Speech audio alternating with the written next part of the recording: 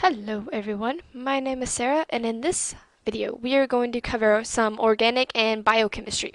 Fun stuff, right?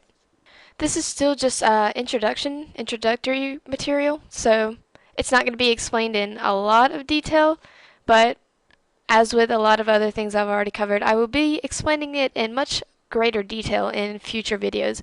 I just can't fit everything into one 10-minute video. Anyways, cells are basically just tiny little chemical factories. They're constantly working to break down, build, or modify compounds. Cells contain both organic compounds, which contain hydrogen and carbon in a chemical combination, and also inorganic compounds, which do not contain carbon and hydrogen in a chemical compound. This is not to say that inorganic compounds cannot contain carbon. For example, diamond is made of carbon. However, diamond is not an organic compound. Since pretty much all of the chemistry that happens within a cell is organic chemistry, that's what I'm going to be talking about in this video. We're going to cover lipids, carbohydrates, proteins, and nucleic acids. Before I cover those things though, I'm just going to introduce you guys to a couple of functional groups that are found in organic molecules that will be important for you to know later on. We start off with hydroxyl groups. You have an oxygen and a hydrogen. These are known as alcohols, and they have the formula R, which stands for pretty much any other carbon, hydrogen group, whatever, OH, which is your hydroxyl group. An example would be ethanol, or your typical alcohol, what's found in beer, vodka, tequila, whatever. Excuse me. As you can see here, there are two carbons and your hydroxyl group. We next have carbonyl groups, which have the function C with a double bonded oxygen and two other groups on either side. You have ketones and aldehydes. The only difference between ketones and aldehydes is that one of the R groups has to be a hydrogen for an aldehyde.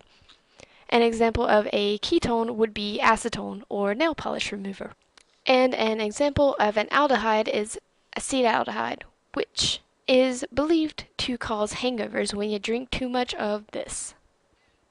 You can see the double bonded oxygen and the hydrogen for the aldehyde, and the double bonded oxygen and these two methyl groups for the ketone.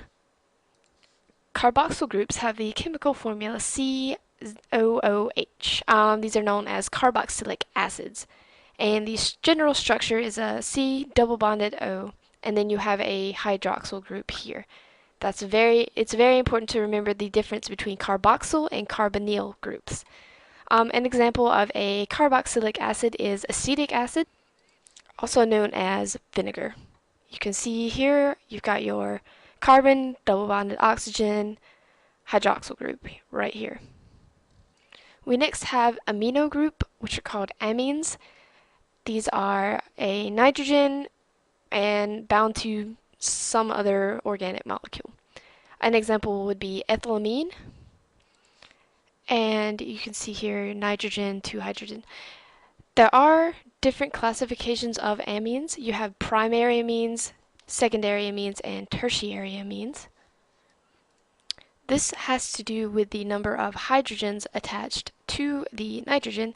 A primary amine has two hydrogens on the nitrogen. Secondary amine has one hydrogen and two R groups, and a tertiary amine does not have any hydrogens. Instead, it's all R groups. Next, we have phosphates. You have a phosphorus, four oxygens, one, and a double bonded oxygen, and this has a charge of -2. This is what is called a polyatomic ion. But anyways, an example of a phosphate would be glucose 6-phosphate. Glucose is a carbohydrate, a sugar.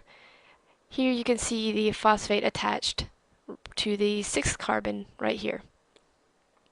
And the last one is a sulfhydryl group, or thiols or mercaptans.